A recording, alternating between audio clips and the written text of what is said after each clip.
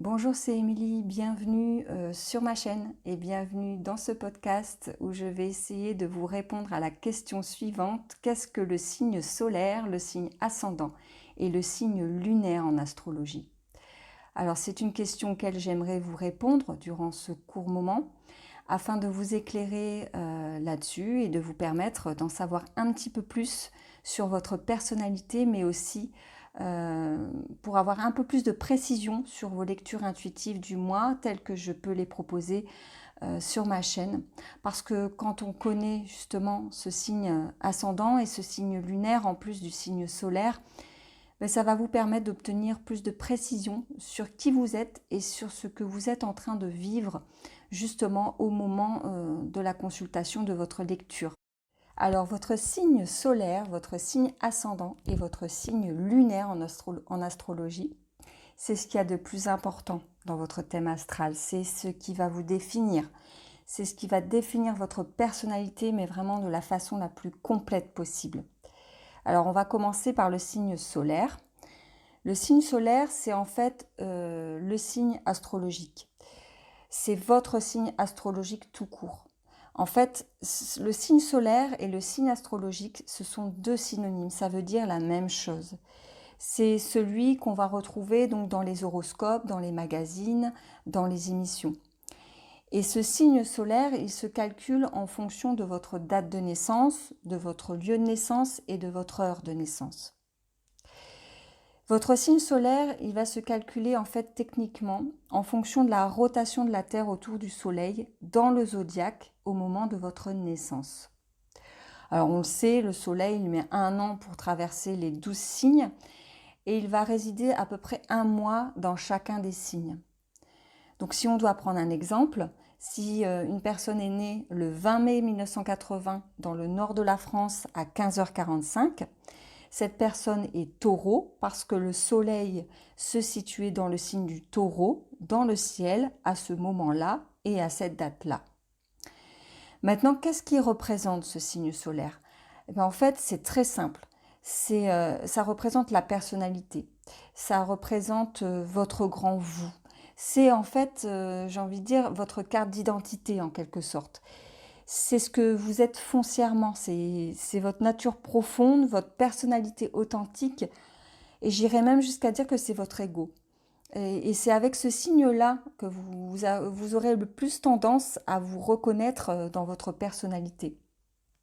Et c'est avec ce signe-là que vous dites je au monde. Vous vous définissez par lui et c'est vraiment avec lui que vous rayonnez dans le monde et c'est avec lui que vous vous projetez dans le monde. Mais le signe solaire, c'est aussi une notion de boîte à outils. C'est vraiment les dispositions naturelles dont vous disposez pour pouvoir être, pour agir et puis aussi pour ressentir lorsque vous êtes enfant. C'est vraiment le reflet de l'enfance, de la personnalité enfantine, de la personnalité spontanée. C'est vraiment la personnalité la moins artificielle possible.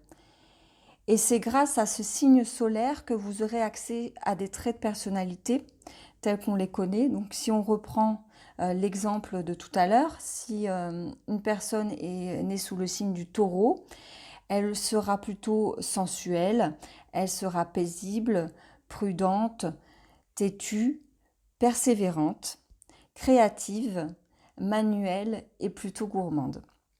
Alors ces traits de caractère, évidemment, ils sont à compléter avec vos autres signes, notamment donc le signe ascendant. Alors pour le signe ascendant, on va le calculer avec, donc comme le signe solaire, votre date de naissance, votre lieu de naissance et surtout votre heure de naissance, mais vraiment la plus précise possible. Pourquoi? Parce que le soleil il va traverser donc les 12 signes du zodiaque en une journée. Il va donc passer en moyenne 2 heures par signe.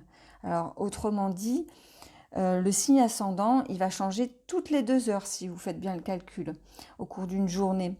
Donc c'est pour ça qu'on vous demande vraiment d'avoir une heure de naissance qui soit la plus précise possible parce que ça peut vraiment biaiser les résultats.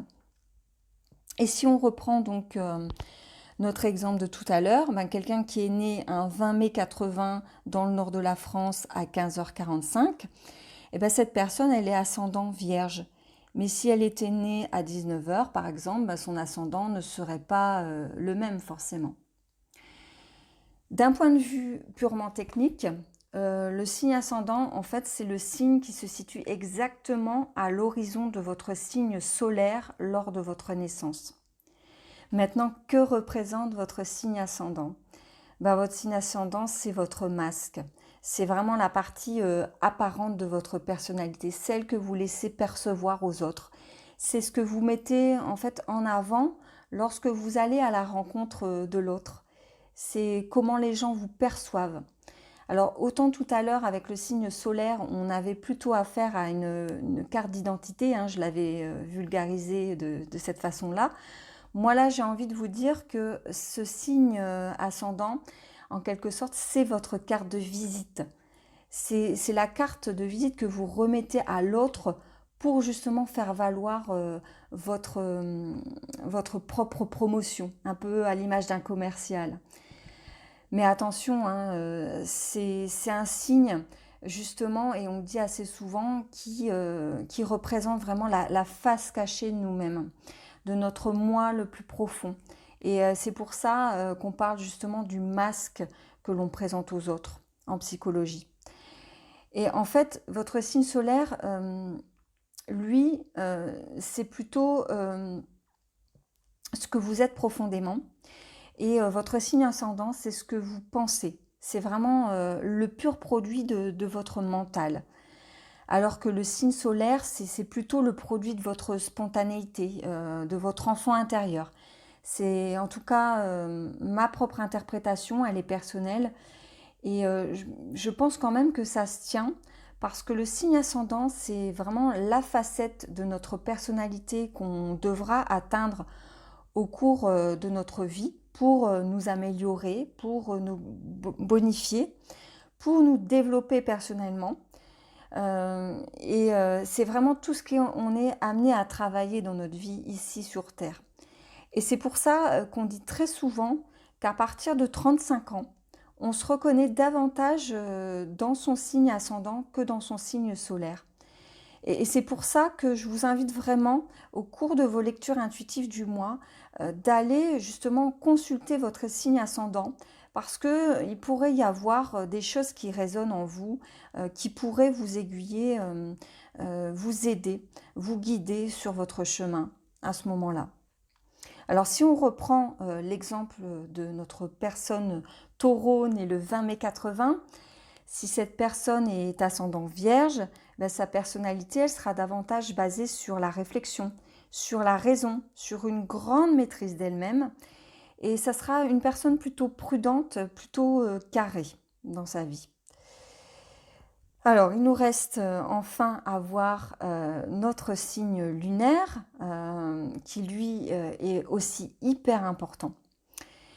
Alors, d'un point de vue technique, le signe lunaire, c'est en fait la position de la Lune dans votre ciel au moment de votre naissance.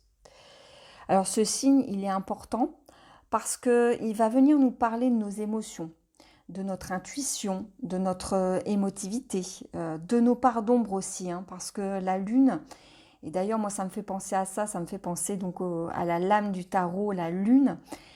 La Lune, elle va venir éclairer nos parts d'ombre, notre part d'inconscient, nos démons intérieurs. Et ce signe lunaire, il va aussi nous parler de nos relations, mais pas n'importe lesquelles, nos relations vraiment, celles que l'on entretient avec notre environnement proche. Je pense notamment donc aux parents, à notre relation aussi à la mer, parce qu'avec cette carte de la Lune, on a vraiment cette notion d'eau. Et cette eau, on peut aussi l'associer au liquide amniotique. Et c'est pour ça qu'on peut faire une référence à la mer, un lien avec la mer. Et au-delà donc de cette référence à la mer, on a aussi une référence avec ce signe lunaire au monde des non-dits, au monde de notre enfance, au monde de nos souvenirs, à notre propre cheminement intérieur.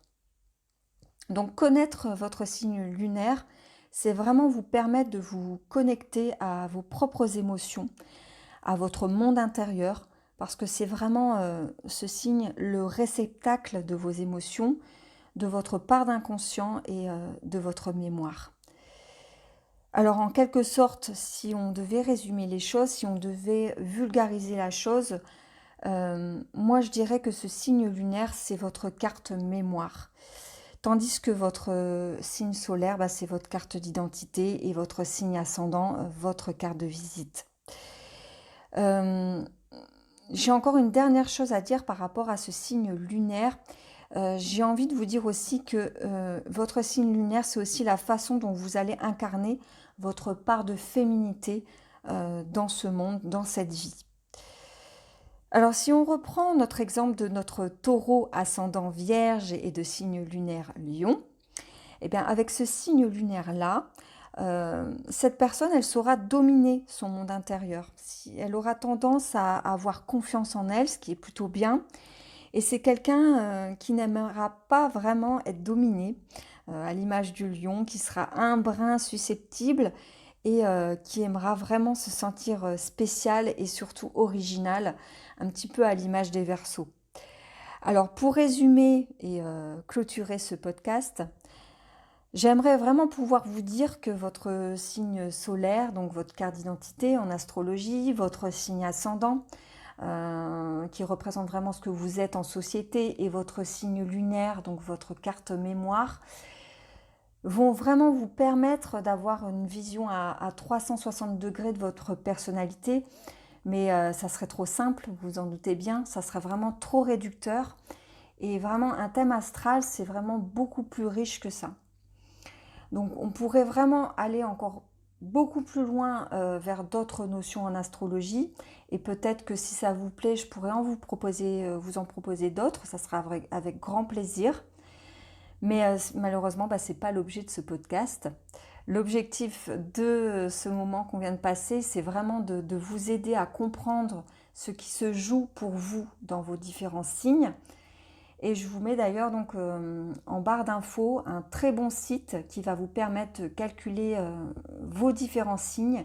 Et pour ceux que ça intéresse, allez imprimer carrément votre carte du ciel.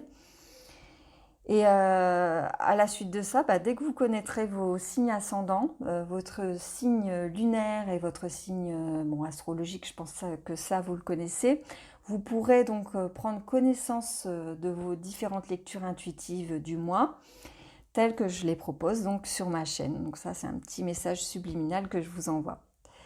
Alors ce podcast s'achève, je vous souhaite de faire de belles découvertes sur vous-même. Et n'oubliez pas qu'un des grands buts de votre vie, c'est vraiment de vous connaître vous-même et de vous aimer très fort. Je vous embrasse. Bye bye.